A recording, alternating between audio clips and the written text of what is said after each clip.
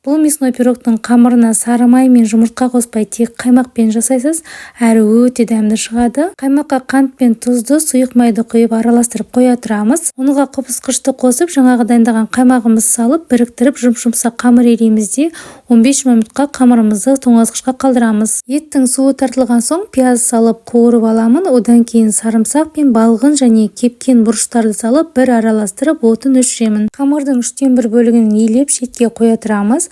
Қалған бөлігін жайып аламыз да майланған табаға саламыз. Етімізге картопты дәміне қарай тұз салып, қамырдың ішіне саламыз. Меніңше, осылай пирогтың бетіне ірімшік салып жіберсек, дәмдірек шығады деп ойлаймын. Пирогтың бетін қалған қамырмен жауып, шеттерін біріктіріп, арасындағы ауасы шығу үшін шанышқымен тесіп шығамыз. Бетіне жұмыртқаның сарысын жағып, күнжіт себелеп, қызып тұрған пеште 180 градуста 45 минут арасында пісіріп аламыз. Бұндай пирогты ыстықта жеген жақсы, әрі дәмі сочный, қамыр ерекше дәмді пирог екен. Бізге өте ұнады. Парақшамда осындай жақсы, керек рецептермен бөлісіп тұрамын.